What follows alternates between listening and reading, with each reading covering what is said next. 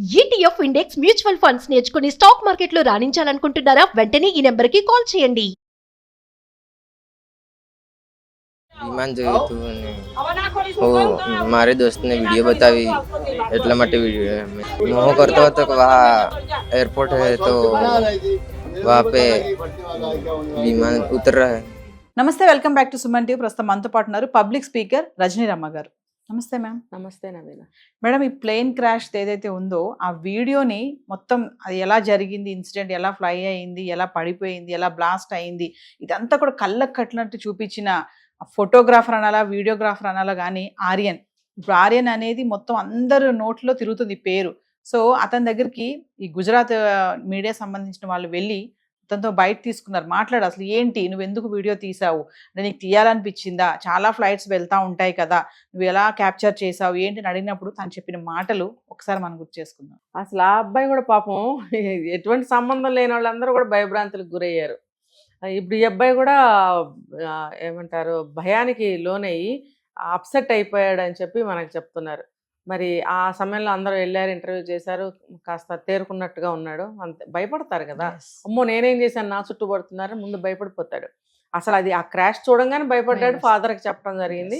తర్వాత వీళ్ళందరూ ఇంటర్వ్యూలు చేయడం అనేది ఇంకో భయానికి, వాళ్ళ నాన్నకు కూడా భయం వేస్తుంది కదా, అమ్మో నిజంగా మేము లేనిపోయిన దాంట్లో ఇరుక్కుంటున్నామా అని వాళ్ళకి భయం వేస్తుంది. సో ఏదైతే ఆ అబ్బాయి మాత్రం చాలా అమాయకంగా ఉన్నాడు. అంటే ఒక్కొక్కళ్ళు ఎలా చెప్పాలి, ఒక ఏదో క్రియేటివిటీ అనమాట.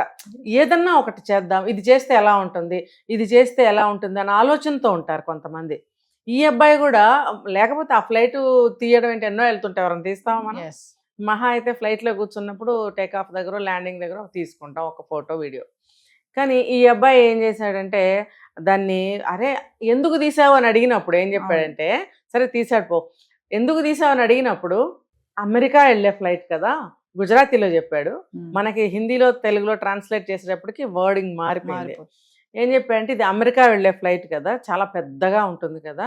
అతను ఇంకో విషయం ఏంటంటే అక్కడ ఉండే కుర్రాడు కాదు, ఏదో ఊరు నుంచి ఇక్కడికి వచ్చాడు, వాళ్ళ నాన్న మెట్రోలో పనిచేస్తాడంట. సో సెలవులు వచ్చినాయి కదా, నాన్న దగ్గర కొద్ది రోజులు ఉందామని చెప్పి వచ్చాడు. వచ్చినప్పుడు టైంపాస్కి ఏం తెలియక సెల్ ఫోన్ చూస్తున్నప్పుడు దాన్ని చూశాడు.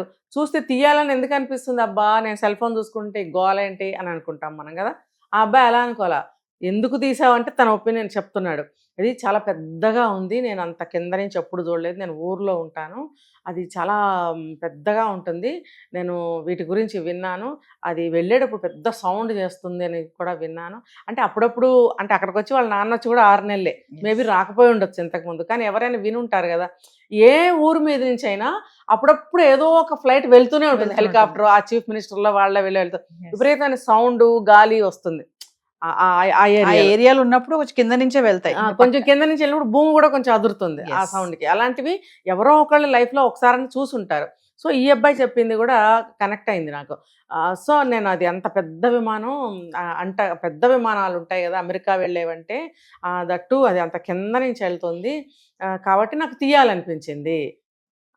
సో తీసాడు పో. తర్వాత నాకు డౌట్ వచ్చింది, అది సౌండే రావట్లేదు, సౌండ్ వస్తుంది కదా, సౌండ్ రావట్లేదేంటి, తీయటం మొదలెట్టిన తర్వాత డౌట్ వచ్చింది, సౌండ్ రావట్లేదేంటి. సరే అలాగే కొంచెంసేపు వెంటనే తీశారు కదా, అదంతా కలిపి 30 సెకండ్సే, కనీసం 1-2 నిమిషాలన్నా ఎవరన్నా వీడియో తీస్తారు. అలా తీస్తూ ఉండగానే కూలిపోయింది. ఎప్పుడైతే కూలిపోయి మంటలు వచ్చేసినాయో భయభ్రాంతుడైపోయాను నేను. గబగబా కిందకి దిగి వెళ్ళిపోయి మా నాన్నకి చెప్పేశాను. మా నాన్న మెట్రో వాటి వీటిలో గ్రూప్స్ ఉన్నాయి, అందులో పెట్టేశాడు మా నాన్న. సో ఆ రకంగా వైరల్ అయిపోయిందని మనం అందరం చెప్పుకున్నాం. సో ఆ అబ్బాయి చేసింది మంచి పనే ఒక రకంగా. ఇప్పుడు అది పెద్ద సాక్ష్యంగా మిగిలింది కదా. అదో అది టేకాఫ్ అయ్యేటప్పుడు ఆ సీసీ కెమెరాస్ ఉంటాయి ఎయిర్పోర్ట్లో, దాంట్లో జస్ట్ ఇక్కడి నుంచి అక్కడికి వెళ్ళడం వరకే ఉంటుంది, సర్టెన్ లిమిట్ వరకే కదా చూపిస్తుంది. లేకపోతే మరి ఎందుకు చూపించలేదు, చూపించే కెపాసిటీ ఉండాలి ఎయిర్పోర్ట్స్లో, మరి మనకు అంతవరకే చూపించారు. కూలిపోవడం వరకు ఎంతవరకు వెళ్ళింది, అది అక్కడికి వెళ్ళి కూలిపోయింది అంతే కదా. మరి అది అంత దూరం వరకు చూపించలేదు సీసీ.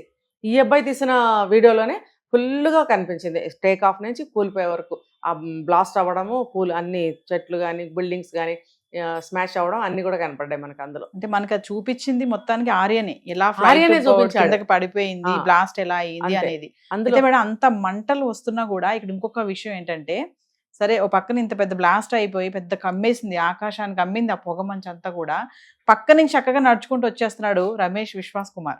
ఇప్పుడు ఆ వీడియో వైరల్ అవుతుంది అనమాట. ఎట్లా అంత ఫైర్ లో నుంచి కూడా ఈయన చక్కగా నడుచుకుంటూ ఎలా వస్తున్నాడు అనేది. స్టార్టింగ్ లో అందరూ అంటానే ఉన్నారు అదృష్టవంతుడు మృత్యుంజయుడు, ఇంతమంది 242 మందిలో నుంచి ఒక్కడు బ్రతికాడు అని చెప్పేసి అన్నారు. మరి ఇప్పుడు కొంచెం డైవర్ట్ అయ్యింది టాపిక్. ఏంటంటే ఇతను ఎలా బ్రతికాడు, అసలు ఇతను అందులోంచి వచ్చే వ్యక్తేనా లేదంటే పక్క నుంచి వచ్చి జాయిన్ అయ్యాడా అనేసి అంటున్నారు. మరి మీరు కూడా ఫాలో అవుతున్నారు న్యూస్ ని, మీరేమనుకుంటున్నారు మేడం మీ అనలైసిస్? ఎందుకు నవీన, వాళ్ళకి చెక్ లిస్ట్స్ అన్నీ ఉంటాయి. ఇమ్మిగ్రేషన్ దగ్గర నుంచి బోర్డింగ్ వరకు నేమ్తో సహా ఏజ్తో సహా అన్నీ ఉంటాయి కదా. ఆ వ్యక్తి ఇతను అవునా కదా తెలుసుకుంటే సరిపోతుంది. ఇతను జర్నీ చేసుకుంటూ వస్తున్నాడా అనేది తెలిసిపోతుంది కదా. అంటే ఈ దీనికి సంబంధించిన అవునా కదా తెలిసిపోతుంది, అది పెద్ద డౌట్ ఏం కాదు. కాకపోతే ఇది ఒక్కడే ఎలా బయటకు వచ్చాడు అనే దానికి మనం పాజిటివ్గా చూడాలంటే చూడొచ్చు, నెగిటివ్గా చూడాలంటే చూడొచ్చు కదా. ఇందులో అదే సీటు గల వ్యక్తి అయితే కన్ఫర్మ్ అయితే కనుక అందరితో పాటే అతను కూడా యాక్సిడెంట్కి గురయ్యాడు, ఆ డోర్ ఏదో ఓపెన్ అయింది, విసిరి వేయబడ్డాడు అనేది సహజంగానే జరుగుతాయి. అవును, అంతే కదా. అది ముక్కలు అయిపోయి చెల్లా చెదరు అయిపోయినప్పుడు విసిరి వేయబడతాయి. ఆ ప్రకారం గతంలో కూడా ఒక యాక్సిడెంట్ మనం చూసుకుంటే నిన్న మనం మాట్లాడుకున్నాం. అమెజాన్ అడవుల్లో ఒక ఆమె పడిపోయింది, సీట్తో పాటు వెళ్ళి పడిపోయింది. పాసిబిలిటీ ఉంది అక్కడ. అయితే మన వాళ్ళు అంటే దీన్ని కొంచెం ఇంకా భయాందోళన పెంచడానిక, ఈ కేసు పట్ల క్యూరియాసిటీని పెంచడానిక, లేకపోతే అనుమానించదగ్గ ఆ సంఘటనను బట్టి ఒక్కడు బతికాడు కాబట్టి ఈ కోణంలో నుంచి కూడా సస్పెక్ట్ చేయడం అనేది అంటే వీళ్ళు ఉంటారు కదా ఇన్వెస్టిగేషన్ చేసేవాళ్ళు టీమ్, వాళ్ళు అనుకుని ఉండొచ్చు. ఎందుకంటే అది అనుమానించేలాగానే కొంచెం ఉంది. పక్కనే పెద్ద మంటలు మేడం, నల్లగా వచ్చేస్తున్నాయి పొగలు, చక్కగా నడుచుకుంటూ వచ్చేస్తున్నాడు ఆయన మంటల్లో నుంచే. అది కొంచెం ఆలోచిస్తే సాధ్యం కాదు కదా. మనం ఇలా ఆలోచిద్దాం పని. ఓకే, అందరితో పాటు ఆయన కూడా పడ్డాడు, మరి ఎందుకు కాలిపోలేదు అంటే నేను పాజిటివ్గా అడుగుతున్నా. ఇప్పుడు మనం నెగిటివ్గా చెప్పుకున్నాము ఒక్కడ ఎలా కాలిపోకుండా వచ్చాడని. నేను దీన్నే మళ్ళీ రివర్స్లో అడుగుతున్నా, మరి ఎలా వచ్చాడు? అందులో నుంచి వచ్చినవాడే కదా, వచ్చాడు కదా, ఎందుకు వచ్చాడు? ఎందుకో అతను కూడా కాలు చచ్చిపోవాల్సిన వాడే, అదృష్టం బాగుంది కాబట్టి బతికాడు. ఇప్పుడు కొంచెం దూరంగా విసిరేయబడ్డాడు. ఇప్పుడు మంటలు ఇప్పుడు బళ్ళమని పగిలిపోయింది ఒక వస్తువు, అక్కడ దాంట్లో వాటరో ఆయిలో పప్పు ఉప్పో ఏదైనా పడిపోయి అక్కడే పడిపోతుంది. కానీ ఆ పగిలిన గాజు ముక్క కొంచెం దూరంగా పడకూడదా? ఈ ఫ్లైట్ అనేది చిన్న మొక్క, చిన్న వస్తువు, అది చూస్తే పెద్ద బిల్డింగ్ లాగా ఉంటుంది. అది మరి అది పగిలిపోయింది అని అంటే అది దాని ముక్కలు శకలాలు ఎక్కడెక్కడ పడతాయో ఇంకా చాలా కాలం వరకు ఆ శకలాలు మనకు దొరుకుతూనే ఉంటాయి, కనిపిస్తూనే ఉంటాయి. అది మరి ఆ రకంగా అతను విసిరివేయబడి ఉంటాడు. అయితే కన్ఫర్మ్ చేసుకోవాల్సింది అతను 11A సీటు నెంబర్ అని చెప్తున్నప్పుడు 11A సీట్ నెంబర్కి బ్యాక్ సైడ్ ఎమర్జెన్సీ గేట్ ఉంది, అది ఒకటి సస్పెక్ట్ చేశారు. ఎలా ఆయన వెనక్కి వచ్చి ఆ గేట్ సీటుతో పాటు పడ్డానంటున్నాడు. మరి ఇలా వచ్చి ఇలా పడ్డాడు ఏమో, మొత్తం పగిలిపోయి ఆయన ఎమర్జెన్సీ గేటు ఆ గేట్లో నుంచే బయటికి రావాలనే ఉంది. పగిలిపోయినప్పుడు గేట్ దగ్గర నుంచి అంత భాగం పగిలిపోయి ఉండొచ్చు కదా. ఇది ఎమర్జెన్సీ గేట్ అయితే 11A ఇక్కడ ఉన్నప్పుడు ఆ గేట్ భాగం పగిలిపోయినప్పుడు ఎక్కువ భాగం పగిలిపోయి ఉండొచ్చు.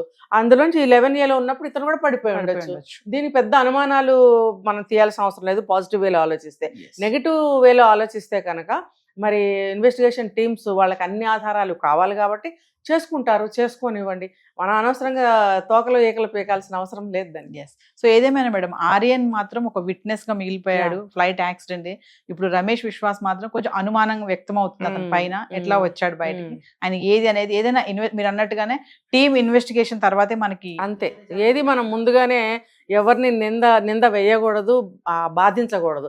ఇలాంటివన్నీ అబ్బాయి చెవికి కూడా వెళ్ళి ఉంటాయి కదా. ఒకవేళ అతనికి ఏమీ తెలియదు అంటే ఎంత బాధపడతాడు కదా. అందుకని గబుక్కని అనకూడదు. Thank you ma'am.